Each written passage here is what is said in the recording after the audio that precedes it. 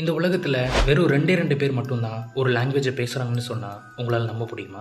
ஐபனேக்கோ அப்படின்ற இந்த லாங்குவேஜை தெரிஞ்சவங்க ரெண்டே பேர் மட்டும்தான் இப்போ உயிரோடு இருக்காங்க. இதில் ட்விஸ்ட் என்னென்னா, அந்த 2 பேருமே அவங்களுக்குள்ள இந்த லாங்குவேஜை பேசிக்கிறது இல்லை. காரணம், அவங்க 2 பேருக்கும் இடையில இருக்கிற ஈகோ. ஏன் அந்த 2 பேர் மட்டும் இந்த லாங்குவேஜை பேசுகிறாங்கன்னா, அந்த லாங்குவேஜ் தெரிஞ்சவங்க யாரும் இப்போ உயிரோடு இல்லை. 500 வருஷங்களுக்கு முன்னாடி ஸ்பானிஷ் மெக்சிகோக்கு வந்தப்போ உங்கள் லாங்குவேஜ் வேண்டாம், ஸ்பானிஷ் தான் முக்கியம்னு சொல்லி ஸ்கூலில் கூட நிறைய கட்டுப்பாடுகளை விதித்தாங்க.